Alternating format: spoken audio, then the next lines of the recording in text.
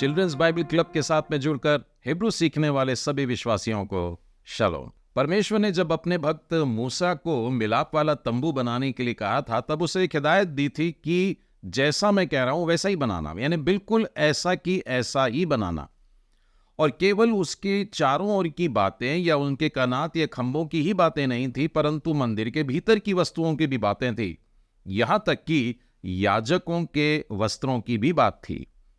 और वस्त्रों के बाद में परमेश्वर ने एक खास आज्ञा दिया कि महायाजक के छाती पर 12 बहुमूल्य पत्थरों को तू जड़ करके यहां रखवाना, और हर पत्थर पर, हर बहुमूल्य पत्थर पर 12 गोत्रों के नाम लिखे होंगे। यह इस बात का प्रतीक है कि बहुमूल्य पत्थर नहीं, परंतु गोत्र या परमेश्वर की प्रजा या परमेश्वर की संतान जो बहुमूल्य थी। आज बाइबल से हम लोग इन्हीं 12 पत्थरों के इब्री नाम देखने जा रहे हैं। तो चलिए शुरू करते हैं आज की क्लास।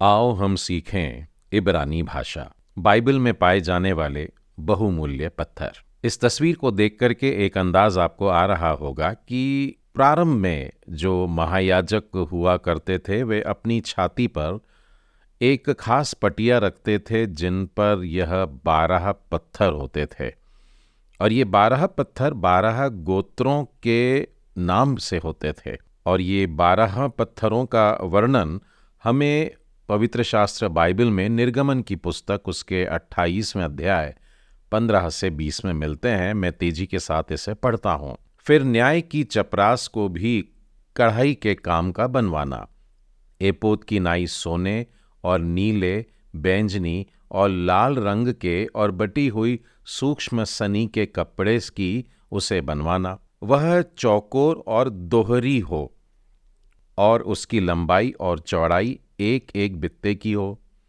और उसमें 4 पांति मणि जड़ना। पहली पांति में तो माणिक्य, पद्मराग और लालड़ी हो, दूसरी पांति में मरकत, नीलमणि और हीरा, तीसरी पांति में लक्ष्म, सूर्यकांत और नीलम, और चौथी पांति में फिरोजा, सुलेमानी मणि और यशब हो। ये सब सोने के खानों में जड़ी जाएं। तो इन वचनों में आप देख रहे हैं कि निर्गमन के 28वें अध्याय में ये 12 नाम 17, 18, 19 और 20वें वचन में दिखाई देता है। और मैं इन वचनों को इब्री स्क्रिप्ट में आपके सामने डिस्प्ले करता हूं। तो ये 17, 18, 19 और 20 है और इब्री स्क्रिप्ट में है। और यहाँ पर कुछ शब्दों को मैंने कलर में हाईलाइट कर रखा है। 17 में 3 शब्द हैं, 18 में 3, 19 में 3 और 20 में 3। तो ऐसे कुल मिलाकर के यह 12 शब्द हैं। तो इन्हीं 12 शब्दों को मैं अलग करना चाहूँगा। पहले मैं इन्हें छोटा करके, यह लीजिए, मैंने 17वें में से 3 वो वाले शब्द उठा लिए हैं जो 3 बहुमूल्य पत्थरों से जुड़े हैं। वैसे ही 18, 19 और 20वें वचन में से भी 3 शब्दों को मैंने चुन लिया है। मैं इन शब्दों को थोड़ा सा फैला कर लिखता हूँ। मेरे ख्याल से इसे लेफ़्ट टू राइट भी फैलाना पड़ेगा जी। और जब ये बहुमूल्य पत्थरों के नाम लिखे हैं, और सरल होगा यदि मैं उन पत्थरों को जैसे कि वो दिखाई देते हैं या पाए जाते हैं उन्हें भी वहाँ बीच में बना दूँ। तो ये कलरफुल स्क्रीन में आप देख करके इन सारे शब्दों को बोलने में भी आसानी महसूस करोगे। तो चलिए हम लोग पहले शब्द से आरंभ करेंगे। पहले शब्द को मैंने हाईलाइट करके रखा है और मैं चाहूँगा आप इसे पढ़ें। अलेफ में ओ की मात्रा है, दालेत में ए की मात्रा और फाइनल मेम ओदेम, ओदेम। उसके बाद है पे और नीचे एक बिंदु, तो ये हो गई पी, टेथ। नीचे 2 बिंदु मतलब त का उच्चारण रहेगा। उसके बाद में है दालेथ आ की मात्रा के साथ और है पित्तदाह, पिद्दाह। ठीक है, पहला था ओदेम, दूसरा पिद्दा और तीसरा है वाव और आ की मात्रा। उसके बाद में रेश में ए की मात्रा और कूफ में भी ए की मात्रा है और फिर ताव। तो ये हो जाएगा वा रे के त, वारेकेत। तो पहला शब्द क्या था? ओदैम, दूसरा है पिद्दा और तीसरा है वारेकेत। 18वें वचन में चलेंगे और उसका जो पहला शब्द है, नून में ओ की मात्रा है नो, और फिर फे है, फे ए की मात्रा के साथ, यानी नो फे, और फिर काफ है, फाइनल काफ है, लंबी डंडी है, तो ये हो जाएगा नो फेक, नो फेक। अगला शब्द है सामिक, आ की मात्रा के साथ, और पे है ई की मात्रा के साथ में, और उसके साथ में योद भी है, यानी बड़ी ई की मात्रा, तो हो जाएगा सा पी, और फिर रेश र, सापीर, सापीर। पहला शब्द था ओदेम, दूसरा पिद्दा, तीसरा वारेकेत, चौथा था नोफेक, और अभी हमने पढ़ा सापीर। उसके बाद का शब्द है योद में आ की मात्रा या, हे में आ की मात्रा हा, लमेद में ओ की मात्रा और फाइनल मेम, या हा लो म, या हा लोम। तो 18वें वचन में हमने देखा नोफेक, सापीर, या हा लोम।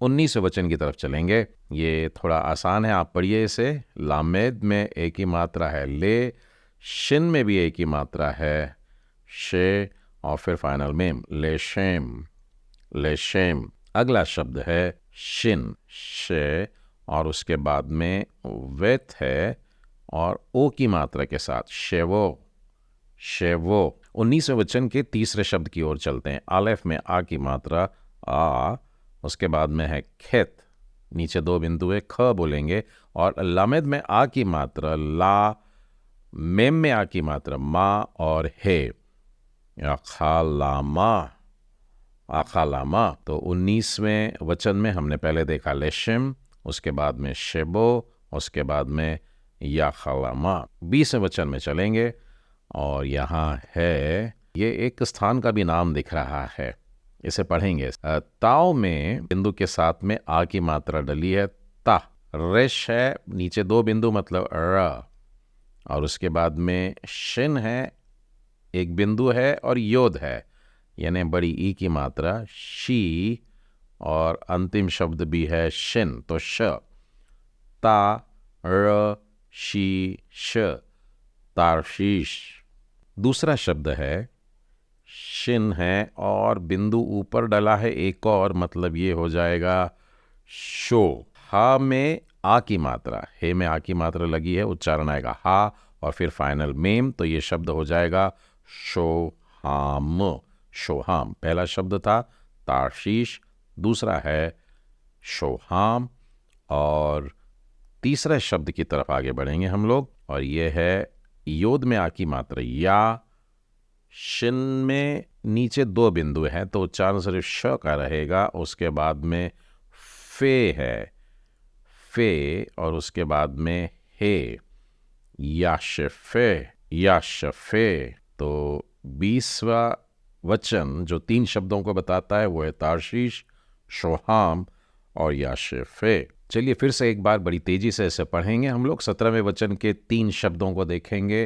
पहला शब्द है ओदेम, मतलब माणिक्य। दूसरा शब्द है पेदा, मतलब पद्मराग। तीसरा शब्द है वारेकेत, इसका अर्थ है लालड़ी। 18वें वचन पे आते हैं। पहला शब्द है नोफेक, मतलब मरकत। 18वें वचन का दूसरा शब्द है सापीर, सापीर मतलब नीलमणि। और उसके बाद है याहालोम, जिसका मतलब है हीरा। 19वें वचन में आएंगे लेशेम, इसको हिंदी में भी लक्ष्म शब्द बोला ही गया है, वही शब्द इब्री में भी बोला गया है, लेशेम। उसके बाद है शेबो, शेवो, सूर्यकांत। 19वें वचन का तीसरा शब्द है आखालामा, आखालामा मतलब नीलम। 20वें वचन में शब्द है तारशीश, जो कि है यशब। फिर है शोहाम, मतलब सुलेमानी, सुलेमानी पत्थर। और उसके बाद में याशफे, मतलब फिरोज़ा। यदि आप इन्हें अंग्रेज़ी में भी जानना चाहते हैं तो मैंने ये वचन संख्या के साथ में उन्हीं शब्दों को लिख दिया है, आप इन्हें अंग्रेज़ी में भी सीख सकते हैं।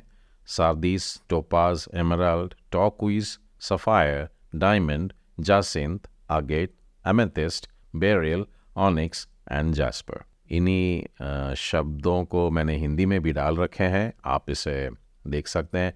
माणिक्य, पद्माराग, लालड़ी, मरकत, नीलमणि, हीरा, लशम, सूर्यकांत, नीलम, यशब, सुलेमानी, फिरोजा।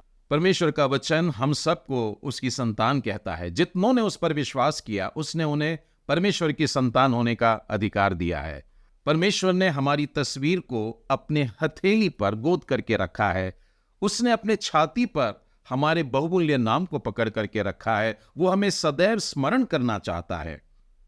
आज की इन बातों से हम विश्वास करते हैं आपको आशीष मिली है। अगली क्लास में हम लोग बाइबल में पाए जाने वाले संगीत के यंत्रों के नाम देखने वाले हैं, तो जुड़े रहिएगा। शालोम।